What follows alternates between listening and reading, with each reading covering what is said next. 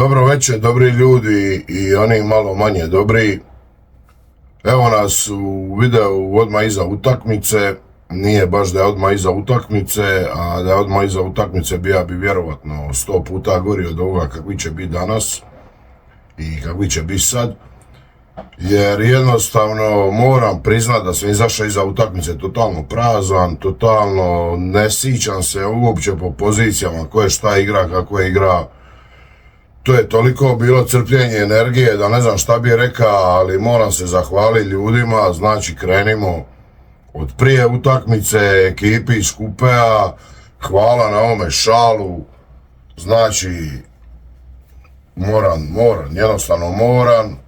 Hvala vam ljudi, Sisak, ekipa iz Siska je jednostavno odradila svoj dio prije utakmice i hvala vam puno na ovome šalu. I da nema novih šal koji nosim, koji mi je punac, da, vjerujte mi da bi s njim išla svaku utakmicu, ali jednostavno Torcida Konavle je uvijek s menom i ja, to je jedini šal koji nosim na utakmicu, tako će i biti dok sam živ. Ovi će ići u vitrine i hvala vam ljudi puno još jedan put. Sad moram napomenuti ove ljude s kojima sam bio iza utakmice, ta energija, to jednostavno je to je Hajduk. I sad kad promislimo iza ovakve utakmice, iza ovoga svega, ovo doživit, ovakvu atmosferu, ovakvu ekipu, pozdrav veliki Šibeniku, Valduku, Slavku, ekipi cilo i šta priča dalje i svim ljudima gdje smo bili. To je takva atmosfera, vjerovatno ćemo u live-u i pustiti koji video da i vi vidite šta je to, koja je to energija, koja će to eksplozija, evo sad ću reći, koja će to eksplozija biti krajem 5. mjeseca na rivi, bez obzira na ovo što nam šalju Zdenke, Lovriće i ovo sve, to će biti eksplozija, jednostavno samo takva krajem 5. mjeseca i to je to, idemo po naslovu i ništa drugo nas ne zanima, nikakve priče o drugom mjestu, trećem, petom, sedmom, samo prvom isto nas zanima i o tome jedino razmišljamo, to sanjamo, to želimo i to će biti. Amo sad da vas ne zakinem, vjerujte mi, video uopće nisam htio raditi, toliko ne znam koliko je ko odigra i šta je odigra.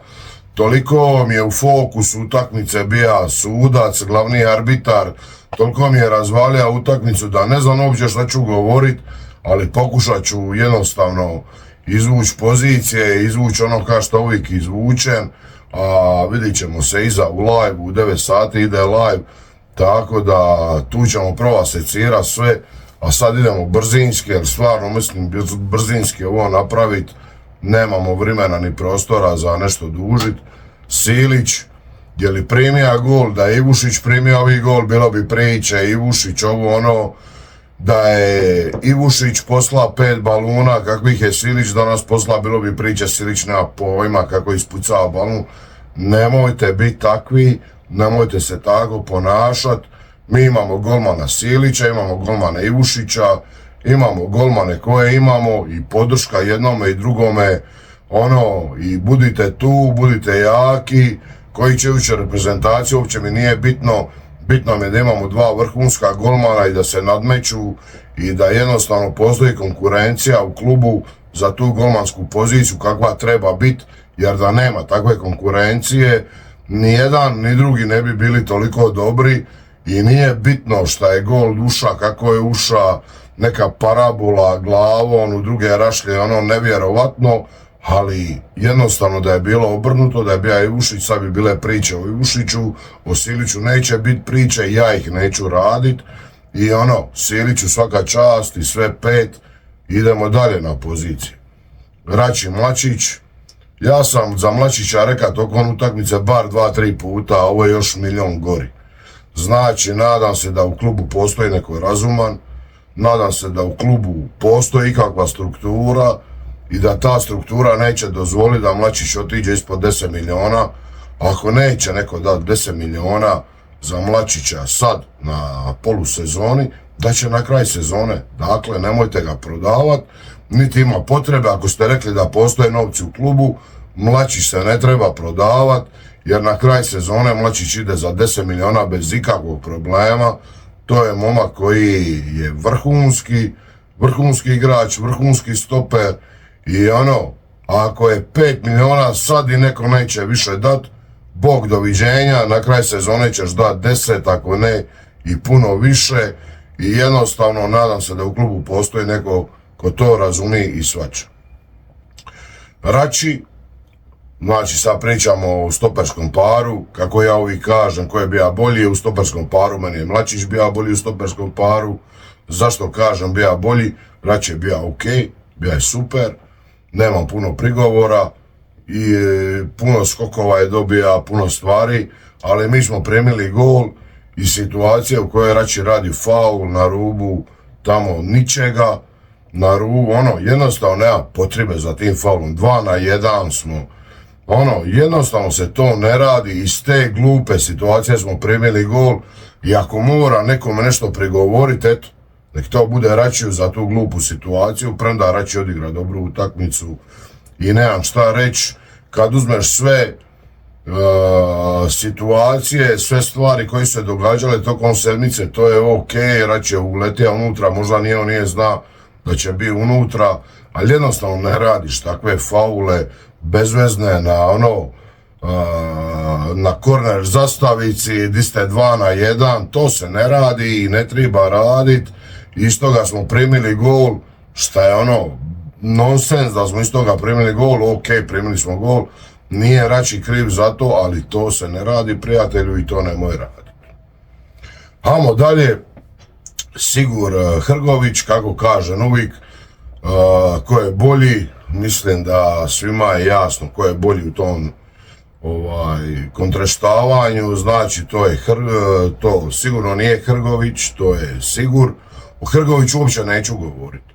Znači, može sve biti 5, može biti 105, može biti 205, ali od Hrgoviću neću govoriti jer će ispast da ja opet pričam krivo o Hrgoviću, da pričam loše o Hrgoviću. Meni je Hrgović bija šta uvijek kažem za Hrgovića, tako da o Hrgoviću neću pričat ću o Siguru. Sigur mi je bija dobar u puno situacija, u nekim situacijama možda i nije bija dobar, možda je neke stvari krivo radija, ali u konačnici Sigur mi je bija puno bolji u toj priči o bekovima, puno više sigurnosti, puno više stvari, puno više otvaranja prostora u odnosu na drugog beka koji jednostavno ne zna kako otvara prostor. Jednostavno nadam se na toj lijevoj strani da ćemo juniora uvest i taj junior je definitivno 100 kopalja bolji od bilo kojega lijevog beka kojeg trenutno imamo u našoj ekipi i nadam se šta prije da će momak iz juniora ući u prvu momčad i da će to biti to. Ajmo dalje, znači šestice, Hugo Krov. Sad tu ako moram bira ko je bio bolji, ja ću izabrati Huga, možda će me neko reći meni je Hugo bio bolji, ima i on grešaka, ima i Krov grešaka, imali su odličnih stvari, jedan i drugi, meni je Hugo u toj priči bio puno bolji. Puno toga, znači kad vidimo 90. minuta, Hugo presica, balon pada, vata se noge, grč, znači toliko iskustva, toliko je Krovinović stariji od njega, ali toliko je ovi pametniji od njega i tako dalje i tako više. Neću uopće pričati sad o tome koliko je on donija, koliko je odnija, koliko je napravio, koliko nije napravio jedan drugi. Meni je Hugo bio bolji u toj priči i ja definitivno smatram da će biti Hugo taj koji će nam biti ta prednost u nastavku sezone i da mi iz svojih rezervi i svojih nekakvih unutrašnjih rezervi ćemo najviše profitirati jer mislim da imamo igrače koji jednostavno to donose. To je Hugo, taj igrač će biti top, taj balun s očima, kad se sjetim onog baluna na Rebića, kako ga je u nogu ga je pogodio, jednostavno to je to nam treba, to želimo i to je kadar za Hajduk i to je to. Ajmo dalje, Almena, znači, nećemo sa Almenu ćemo sa Šegom, kako je 10, 9, amo krila, znači Durdov Rebić, znači, mislim da nikome ne moram pričati o Durdov Rebić, šta uopće trebam reći, ono ko je bolji tu, znači jedan je postoja, drugi nije postoja, i sad, ako ćemo, uopće neću pričati, ono, nema smisla pričati o momku 17 godina i tome što je donija. Tu ću pričat, kad budem pričao o Garciji, ću pričat zašto je uopće Durdov dočeka 65. minutu. To je najveći problem ove priče, zašto je Durdov dočeka 65. minutu. Rebić po meni, znači po meni igrač utakmice, sad će neko reći Šego je igrač utakmice i s tim se mogu složiti, ok, može i Šego biti igrač utakmice, meni je Rebić igrač utakmice. Zašto? Zato jer je oba dva gola on bio asistent. Toliko duela, toliko tenkovskih stvari, toliko, ne znam uopće kako opisati tog momka, koliko donosi, koliko daje, koliko u odnosu na drugo krilo, 100%, 0%, znači, jedan šut, ako ćemo pričati, šta ima Durdov, ima jedan šut na utakmici, ok, i to je jedino šta ima i to jednostavno nije to za Hajduk i neću dalje o Durdovu pričat, jer je Rebić 100 miliona klasa iznad toga i ako moram o kome pričat, onda ću pričat o Rebiću i jednostavno Rebić je taj o kojim se treba pričat u bilo kojoj varijanti i to tako osvajanje duela, takvo dobivanje, svakoj situaciji svega, to je jednostavno 100 klasa iznad druge pozicije. Sad kad bi išao pričat zašto je dobija drugi žuti, da je VAR zva za crveni pa mu je da drugi žuti, to je jednostavno sramota HNS-a, tog gliba. Znači kad idemo pričati o glibu i gubi, HNS izbija na čelo bilo koje predikcije. Kad razmišljaš o gubi glibu, znači razmišljaš o HNS-u, razmišljaš o toj razini svog srama i svega, znači HNS, Zdenko Lovrić, Dinamo i tako dalje, to je jednostavno to. Zvonimir Boban, gospodine Boban, jel vam treba ovo, jel ovako želite uzeti naslov, jel to taj put kojim ste krenili, sramite se, Zdenka Lovrića zadržite u svojoj štali, neka tamo stoji, a ne ovako ove sramotne stvari da radi, da cijeli stadion vidi šta se dogodilo, da njega treba zvat VAR, čovjek je metar od duela, to je takva sramota, takvi sramotni lik, jednostavno Zdenko Lovrić je HNS, oličenje HNS-a, sramote, svega ovoga što mi gledamo sve ove godine, to je Zdenko Lovrić zvani HNS. Znači crveni Rebiću i sad idemo dalje, Almena Šego ne može biti Almena jer Šego je da gol, Šego je bija u 3 gola koja su poništena, Šego je bija Šego, daje svoju energiju, Almena je meni vrhunski, opet odigra vrhunsku utakmicu i ima problem tu kod mene zato jer je u paru sa Šegom, a Šego isporuči ono što treba isporučiti, Šego opet isporučija. U jednoj situaciji jednostavno Šego nije bija taj, nije doda balun Rebiću u prostor, kad je iša lobat onde, treba je doda balun i to bi bilo 2-0, ali o tome ćemo kad budem pričao o Garciji, a amo sa o Garciji, u stvari nećemo sa o Garciji, nego idemo o zamjenama. Prva zamjena ulazi Livaja, uvedeš Livaju u 65. minuti. Evo samo ću ovako, bit ću kratak, taksativan zato jer ću u live-u iz svog oružja i oruđa opaliti po našem treneru. Samo ću reći ovako, znači uvedeš Livaju u 65. minuti. Da si Livaju uveo u 30. minuti, znači mi na poluvremenu 3-0, idemo laganini utakmica, ali ne, ti si se odlučio u 65. minuti. Kad si došao na 1-1, uvesti Livaju, pa mora dobiti utakmicu na 2-1. Nema šta o Livaji reći, ako moram birat između Livaje i Garcije, ja biram Livaju i boli me briga za vas sve koji mislite da je Garcija ovaki i onaki, uopće me ne zanima, ja biram Livaju u bilo kojoj varijanti, pa makar nas Zoran Vulić opet vodija ili ne znam ko, uopće mi nije bitno, ne zanima me. Znači između Livaje i Garcije biram Livaju. Znači Garcija je odličan trener koji će postaviti taktiku prije utakmice, utakmicu ne zna vodit i nadam se da postoji neki pomoćni njegov trener, da iko postoji oko njega ko će mu pomoći vodi utakmicu, jer čovjek nema pojma vodi utakmicu, ne razumije utakmicu, ne razumije ništa.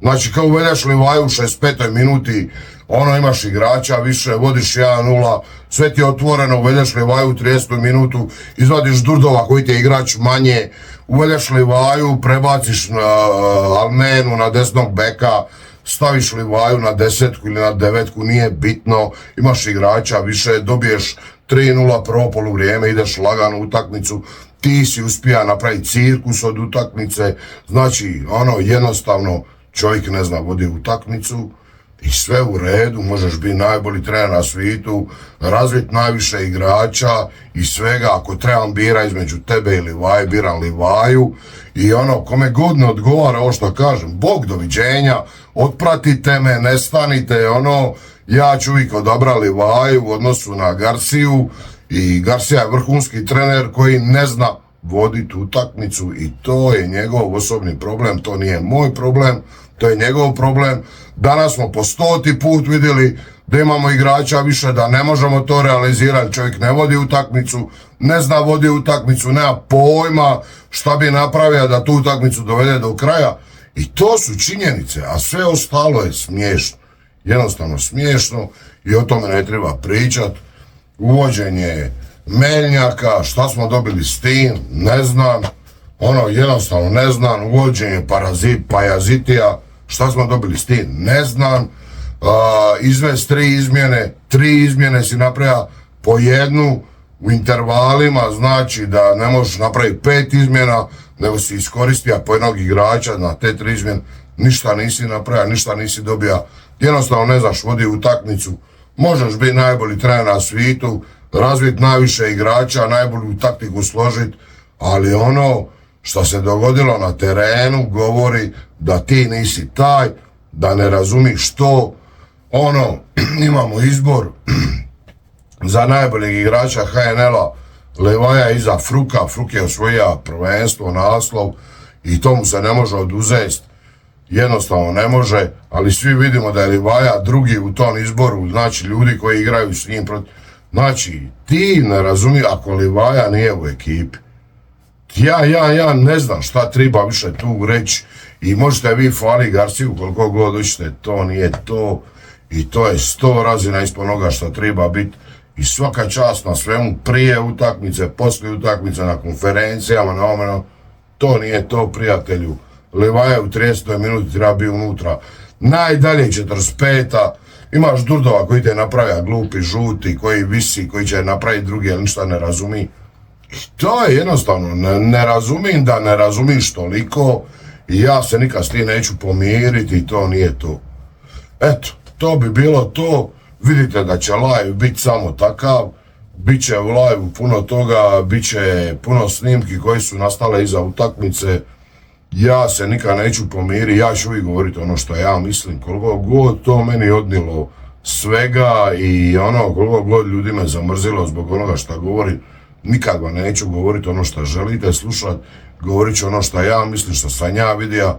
Žaj mi je što nisam uspio puno više toga vidjeti, jer jednostavno toliko je Zdenko Lovrić napravio distraction s te utakmice da nisi uspio puno više vidjeti toga od onoga što si treba vidjeti, što jednostavno je trebalo biti u fokusu, bilo je skroz drugo u fokusu, jer čovjek je uništio utakmicu, čovjek je poslan po zadatku i razumijemo da je uništio utakmicu jer je zadatak bio da Hajduk ne uzme 3 boda, nije uspija, trudio se svim silama, 2 žuta Livaji, čekaj kad smo Rebiću, znači prvi žuti Rebića, zato mu je prigovorio jer poslije ga je VAR zva da pregleda da je crveni. Pa je to sramota uopće da ima obraza taj čovjek da da Rebiću drugi žuti za poziva VAR-a, zato je ome razbilo glavu, da mu drugi žuti, a prvi mu je da za prigovor za njegovo sramotno suđenje, kad cijeli stadion sve vidi, cijeli stadion istu sekundu sve, osim čovjeka koji je metar od starta, metar od duela i onda minja odluku, a prije toga daje žuti Rebiću, mu prigovara za to i dobije drugi žuti, pa je li moguće da uopće postoje takvi suci u HNL-u, je li moguće da to se događa već 35 godina, je li moguće da to moramo živit, trpit i da takva govna, ajmo biti realni, takva govna iz tjedna u tjedan valjaju svih nas i to je jednostavno to. Ljudi, dođite, imamo live iza, bit će na mome kanalu i čućete puno toga više, jer jednostavno ovo zaslužuje da se čuje koliko god dugo i široko, tako da raspredaćemo svemu, a pogotovo ovim govnima koja su poslana da ovo rade. To je to, ali zašto? Ali zato, jer ta govna to rade, mi ćemo naživiti to. I uvijek kažem i uvijek ću govorit, jer zbog ovakvih smo samo jači i zato Hajduk živi vječno, a svima ostalima kako bude. Pozdrav veliki hajdučki.